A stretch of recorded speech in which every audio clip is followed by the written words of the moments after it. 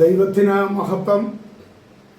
വീണ്ടും വരുന്ന കർത്താവായ യേശു ക്രിസ്തുവിന്റെ നിസ്തുല്യ നാമത്തിൽ ഒരിക്കൽ കൂടി എളിയവന്റെ സ്നേഹവന്ദനത്തെ ഏവർക്കും അറിയിക്കുന്നു. നാം ചിന്തിക്കുമ്പോൾ മനുഷ്യനാകുന്നത് ബന്ധങ്ങളിലൂടെയാണ്.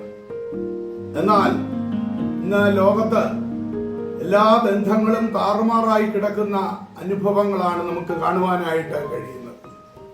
സ്നേഹം, കരുതൽ, അതേപോലെ മറ്റുള്ളവരെ സ്നേഹിക്കുക, അവരുടെ വളർച്ചയിലുള്ള സന്തോഷം, ശുശ്രൂഷ, മാനുഷിക മൂല്യങ്ങൾ തുടങ്ങിയവ ബീജാവാപം ചെയ്യേണ്ടത് മനുഷ്യ ഹൃദയത്തിലാണ്.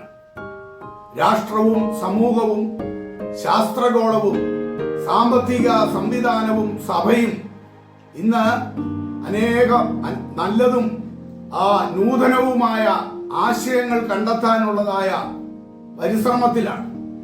എന്നാൽ എവിടെ തുടങ്ങണം, എങ്ങനെ പ്രവർത്തിക്കണം എന്ന കാര്യത്തിൽ പലപ്പോഴും കടിഞ്ഞാൻ പൊട്ടിയ ഒരു പട്ടം പോലെ ആയിരിക്കുന്ന അവസ്ഥയുമാണ് പലയിടങ്ങളിലും നമുക്ക് കാണുവാനായിട്ട് സാധിക്കുന്നത്.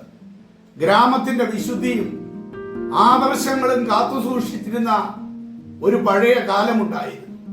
എന്നാൽ സുരക്ഷിതത്വത്തിന്റെ വേലികൾ വലയം ചെയ്തുള്ള ഗ്രാമങ്ങൾ ഇന്നില്ല. നഗരത്തിന്റെ പരിഷ്കാരം നിറഞ്ഞ ആക്രമണം ഗ്രാമത്തിന്റെ വിശുദ്ധിയുടെ ഭിത്തികള് ഇന്ന് തകർത്തിരിക്കുന്ന കാഴ്ചയാണ് നമുക്ക് കാണുവാനായിട്ട് സാധിക്കുന്നത്.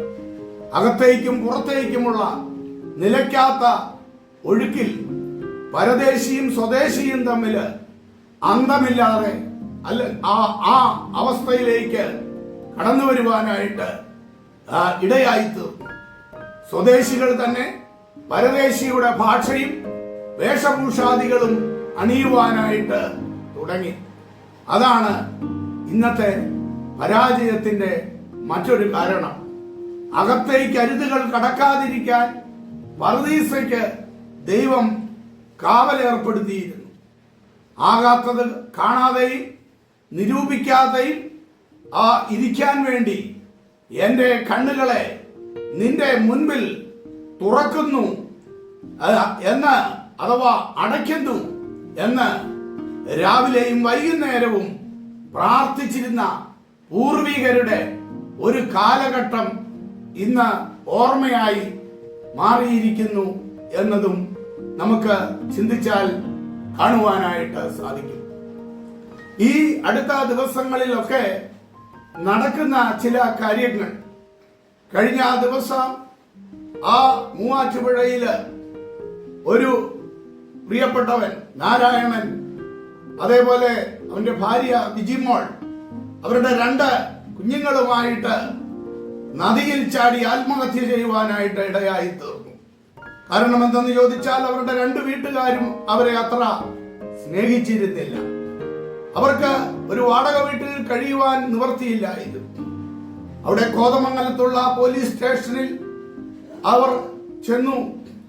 അവർക്ക് അത്യാവശ്യമുള്ള വസ്ത്രങ്ങളും ഭക്ഷണവുമൊക്കെ അവർ വാങ്ങിക്കൊടുക്കുവാനായിട്ട് ഇടയായി തീർന്നു.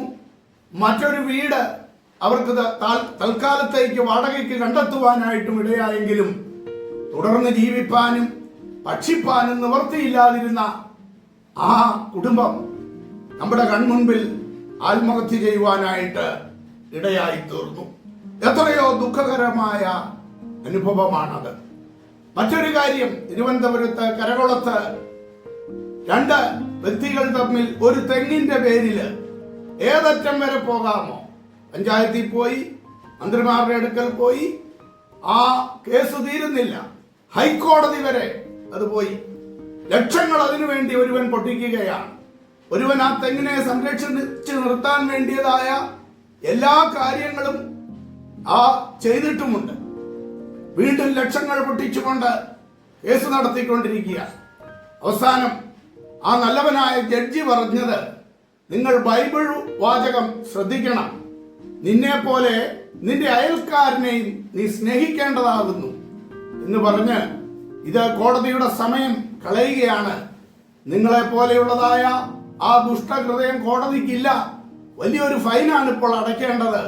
എന്നാൽ നിങ്ങൾ രണ്ടുപേരും കൂടെ ഒരുമിച്ചിരുന്ന് ഒരു ചായ കുടിച്ച് ഈ പ്രശ്നം പരിഹരിക്കുക എന്ന് പറഞ്ഞ് സ്നേഹത്തോടെ പറഞ്ഞു വിട്ടിട്ടും അവരൻ ആ വാക്ക് അനുസരിക്കുന്നില്ല. ഓർക്കുക, ഇവിടെയെല്ലാം നമുക്ക് കാണുവാനായിട്ട് കഴിയുന്നത് വെറും സ്വാർത്ഥ താല്പര്യങ്ങൾക്ക് വേണ്ടി മാത്രം ജീവിക്കുന്ന മനുഷ്യൻ. എവിടെയും അവന്റെ ഇംഗീതങ്ങൾക്ക് വേണ്ടി മാത്രം, അവൻ പിടിച്ച കാര്യം സാധിച്ചെടുക്കേണ്ടതിന് വേണ്ടി മാത്രം അല്പം താഴുവാനോ വിനയപ്പെടുവാനോ വിധേയപ്പെടുവാനോ കഴിയാത്തതിന്റെ പശ്ചാത്തലത്തിൽ ഇന്ന് ബന്ധങ്ങളെല്ലാം ബന്ധനങ്ങളായി മാറിക്കൊണ്ടിരിക്കുന്ന അനുഭവങ്ങൾ നമുക്ക് കാണുവാൻ കഴിയുകയാണ്. പ്രിയമുള്ളവരെ, കർത്താവ് പറഞ്ഞതുപോലെ ആ വാക്യം കോടതി ജഡ്ജിയും എടുത്തുത്തരിച്ചല്ലോ, നിന്നെ പോലെ നിന്റെ അയൽക്കാരനെയും സ്നേഹിക്കുക.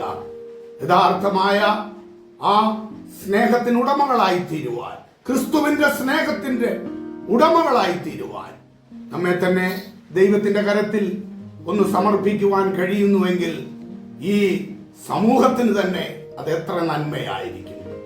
അതിനായി ദൈവം നമ്മെ ഏവരെയും ഒരുക്കുമാറാകട്ടെ.